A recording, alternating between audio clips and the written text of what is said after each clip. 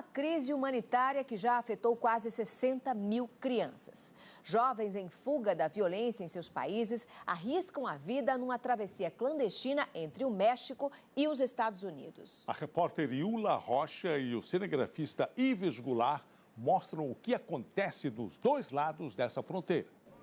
Oi, amor, é a tia. Oi, amor. Como é que vocês estão, minha filha? Este é o primeiro contato com a família do Brasil desde que saiu da cadeia no Texas. A mineira cruzou a fronteira entre os Estados Unidos e o México com os dois filhos adolescentes. Foi pega pelas autoridades de segurança ao pisar em solo americano. Eles fazem parte da nova onda imigratória que já contabilizou 500 mil de pessoas nos últimos 8 meses. A maioria da América Central. E o mais assustador, quase 60 mil são menores, que entraram aqui ilegalmente e desacompanhados.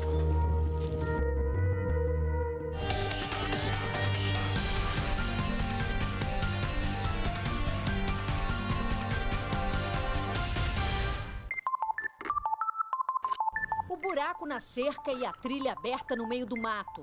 Roupas, uma garrafa d'água. Indícios de que imigrantes passaram por aqui recentemente, já em território americano. Em geral, uma viagem de 2.500 quilômetros, que pode levar até um mês. Eles fogem da violência e da pobreza em Honduras, Guatemala e El Salvador. Todos repetem praticamente a mesma história, como esta jovem que tem medo de se identificar. Mãe de 2 meninos de 13 e 9 anos, ela vivia sob a ameaça crescente das chamadas maras, cartéis de drogas que recrutam as crianças para guerrilhas armadas. A recusa pode resultar em sequestro e morte. Para que eles evitem esse destino, os pais embarcam os próprios filhos neste perigoso trem, apelidado de A Besta. Sem dinheiro para passagem, se arriscam em cima e no meio dos vagões, até chegarem ao México, onde pagam caro aos atravessadores, coiotes ligados ao cartel Zetas, o mais poderoso do mundo. A quantia pode chegar a $10 mil, o equivalente a R$23 mil. É quanto custa a esperança de uma vida melhor. Na travessia, a hora que eles chegam com você, eles perguntam: plata, plata, plata, plata? Não são gente, porque eles não tratam a gente como gente como se fosse animal. Ali eles são nossos donos. A nossa vida está entregue nas mãos deles. Aqui é o epicentro de toda essa crise humanitária, onde a maioria dos imigrantes tenta entrar nos Estados Unidos ilegalmente.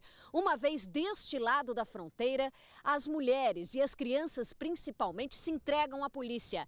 Elas sabem que assim tem mais chance de aguardar o processo de deportação em liberdade. Já os menores sem família ou guardiões legais dentro do país são mantidos em centros de detenção até voltarem para a América Central. O agente da patrulha americana refaz o caminho percorrido por eles ao chegar ao Texas e nos mostra as dificuldades, os esconderijos. Aqui é uma plantação de laranja e uma vez que eles conseguem cruzar a fronteira, eles se escondem facilmente no meio das árvores. Mas com tanta segurança agora, pela terra, pelo ar e no rio, são muitas as abordagens em flagrante. Para o agente Chris Cabreira, que já prendeu diversos brasileiros no passado, a crise só chegará ao fim se os imigrantes forem deportados imediatamente. Mas, uma vez em solo americano, o processo pode levar meses até anos. É o tempo que a brasileira e os 2 filhos precisam para trabalhar duro e pagar as contas que ficaram para trás. Vou pegar os dois vão poder trabalhar, me ajudar e com prazo, um certo prazo de terminar nossa casa, conseguir uma renda, eu volto, eu retorno ao Brasil.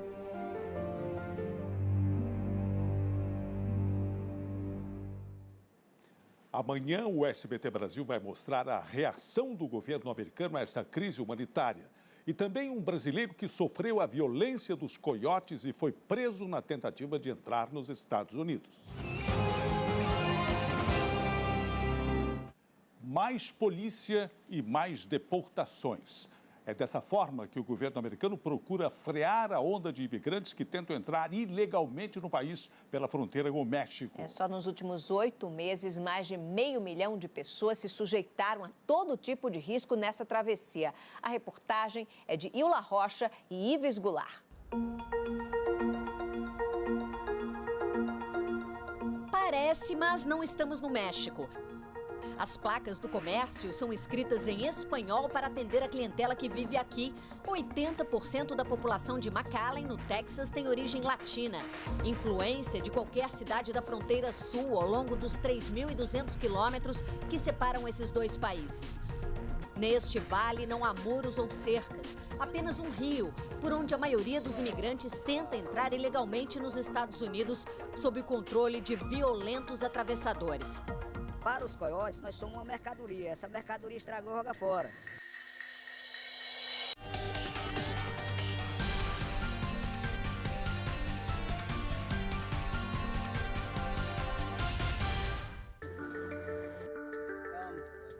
A polícia do Texas se prepara para mais um dia de patrulha aqui no Rio Grande. Aquela ilha que vocês estão vendo já é parte do território mexicano. Parece um lugar muito bucólico, muito tranquilo, mas é um rio extremamente perigoso porque essa polícia lida diretamente com os cartéis de drogas do México. Por aqui entra a maior parte da cocaína vendida nos Estados Unidos e saem as armas para os cartéis de drogas do Zetas e do Golfo, os principais do México. Bandidos que comandam também o tráfico humano. Este senhor brasileiro que acaba de atravessar a fronteira me relata o lucrativo esquema de corrupção que envolve a Polícia Federal Mexicana. Sempre a pessoa só demoniza os coiotes, mas na realidade eles trabalham para os chefões. Cada vez que os federais pararam era $100 americanos por pessoa. Só aí de propina ele pagou $3.600. Apesar do grande esquema de segurança, segundo este agente federal americano, pelo menos 60% dos imigrantes conseguem entrar no país. Eles deixam a fronteira e viajam às mais diversas cidades americanas, onde têm famílias ou conhecidos e tentam arrumar trabalho. O governo americano admite que não estava preparado para lidar com uma crise humanitária desta proporção e tenta agora, de todas as formas, frear o fluxo de novos imigrantes. O problema é que a mensagem de que serão presos e até deportados parece não estar convencendo aqueles dispostos a entrar aqui nos Estados Unidos.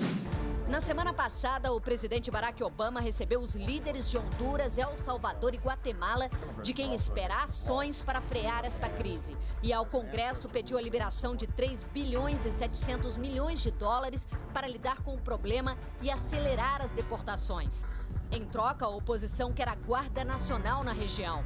Mas para esse juiz do Vale do Rio Grande, mesmo que todo o exército desse as mãos ao longo da fronteira, a situação não seria resolvida. We're a nation of law, so we've got to follow the law.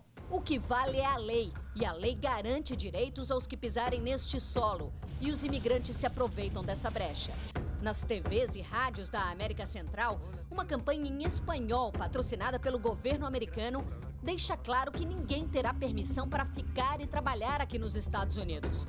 Que hoy sea más fácil que nuestros hijos consigan papeles en el norte es falso. Hoje, entrar aqui nos Estados Unidos pelo México é quase impossível. E eu estou aqui, mas eu fui preso.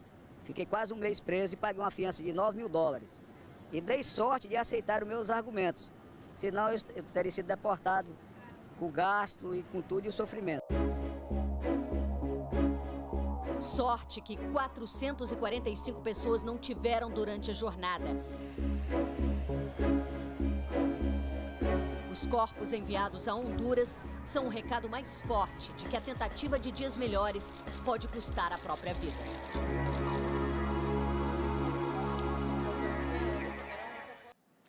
Quem tem a sorte de atravessar a fronteira muitas vezes conta com a solidariedade de voluntários em abrigos e igrejas. Travessia de risco. Nossa reportagem especial de hoje fala de manifestantes contrários à onda imigratória nos Estados Unidos. Os mais radicais se armam para defender a fronteira. A correspondente Ilha Rocha e o cinegrafista Ives Goulart mostram o QG de uma dessas milícias numa fazenda do Texas. O arsenal é grande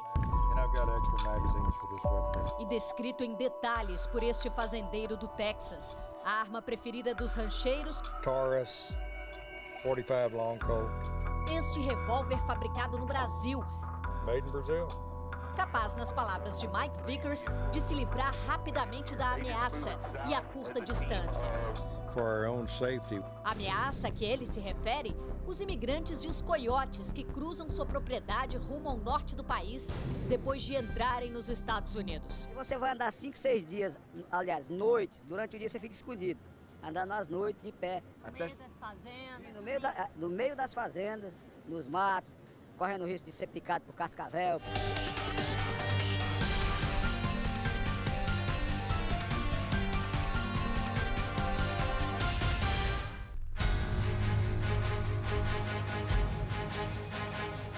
Deixamos a fronteira e pegamos a estrada em direção ao Golfo do México.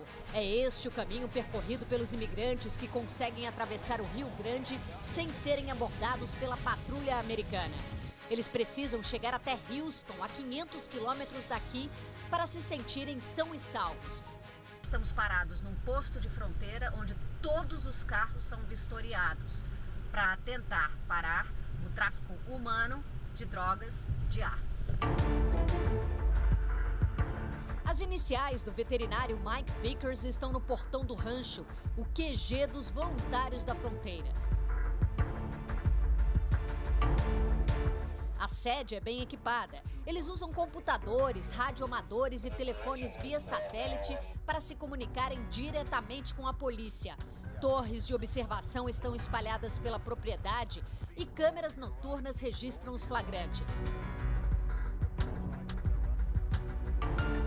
Os fazendeiros desta região se preparam para mais uma grande operação por conta desta crise humanitária. Daqui deste rancho, eles vão partir fortemente armados para vigílias noturnas.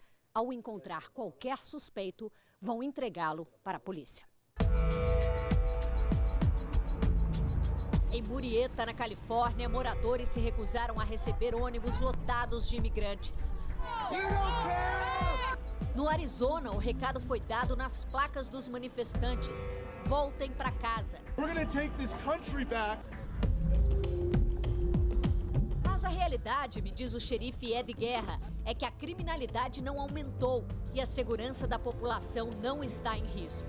Absolutely no public safety threat. Não é o que os fazendeiros pensam. Ele vai nos mostrar agora um buraco onde ele tem visto muitos imigrantes entrarem. E aqui, bem perto da estrada, ele também já nos mostrou várias trilhas usadas por eles. Se não dá para escalar a cerca elétrica de 220 volts, eles entram por debaixo dela. Exatamente aqui foi encontrado, na semana passada, o corpo de uma jovem. Ela tinha apenas uma meia no pé, $3 no bolso e uma Bíblia em espanhol. Eu pergunto se mulheres e crianças são realmente uma ameaça. Ele me diz que o problema são os atravessadores que trazem também drogas e danificam as propriedades. Com sede, sob um calor de quase 45 graus, eles desesperados quebram o sistema de abastecimento de água do gado. Põe em risco o símbolo mais tradicional do Texas. Na reportagem de amanhã, os imigrantes, depois da travessia, você vai ver o que acontece com quem é obrigado a voltar para o país de origem e a conviver novamente com a violência e a pobreza. 60% dos americanos apoiam os imigrantes clandestinos que vivem nos Estados Unidos. Mas enquanto a reforma imigratória não sai do papel, muitos ilegais correm risco de serem deportados. Iula Rocha e Ives Goulart.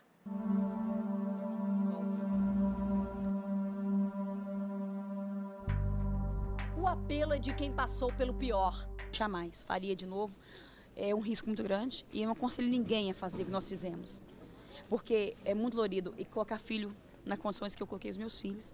E eu não tinha noção. Ainda no México, a brasileira foi roubada, a filha adolescente quase estuprada.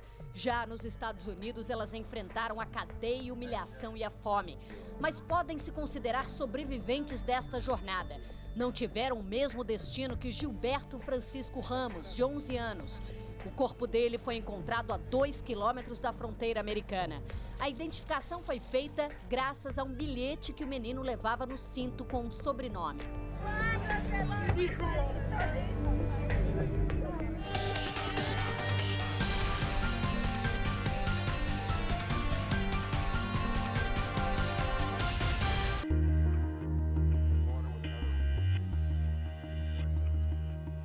Eles chegam só com a roupa do corpo, mas arrumam um jeito de trazer o que há de mais precioso.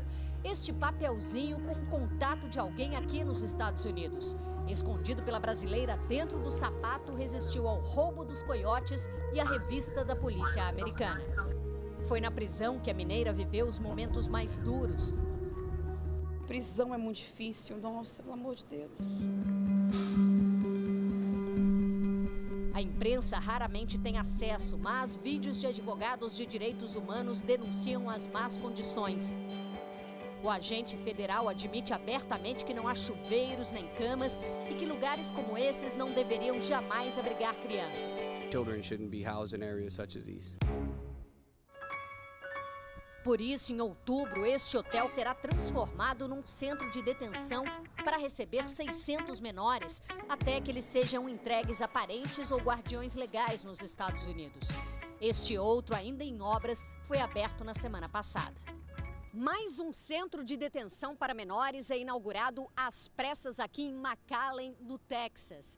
Os imigrantes que são depois soltos têm data marcada para comparecer à justiça e dar andamento ao processo de deportação que pode levar anos. Mas muitos não aparecem e voltam a viver na clandestinidade aqui nos Estados Unidos. É a pior decisão que podem tomar, me diz este advogado de imigração, que tem um programa muito popular na TV portuguesa para responder às dúvidas dos imigrantes. Nesta crise humanitária, a batalha jurídica é por um visto de refugiado, de asilado político. E muitos dos que vieram da América Central, principalmente, se encaixam nesse perfil. Vai ser caso a caso. Mas se eles estão no meio da cidade, que tem bombas e estão prendendo as crianças, mandando eles lutar, é grande probabilidade que vai ganhar. Já o trauma é difícil de vencer. São muitos os relatos de estupros na travessia. A filha da mineira escapou por pouco. Não. Minha, puxei, peguei, abracei, né? Não. Aí deixaram. A psicóloga da USP, que trabalhou com menores infratores no Brasil, agora trata de pacientes da América Central aqui nos Estados Unidos. Eles chegam com quadro de estresse pós-traumático, o mesmo sofrido por soldados que lutam em guerras. Eles já chegaram no país deles e você pode dar garantia, agora está tudo bem. Mas como é que você faz isso com o jovem que você fala assim, está tudo bem agora, mas pode ser que você seja deportado amanhã e você volte para o risco de ser assassinado? É o maior pesadelo deles. Hoje, a propaganda mais poderosa do governo americano. A imagem do avião lotado de imigrantes que acaba de fazer o caminho de volta. Sem a garantia de emprego e, pior, da própria vida, Francisco recebeu o corpo do filho em El Salvador, que ainda vestia o terço dado pela mãe como proteção divina. Com Gilberto foram enterrados o rosário e o sonho americano.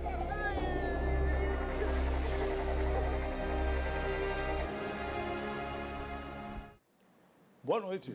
Boa noite, Brasil. Tchau.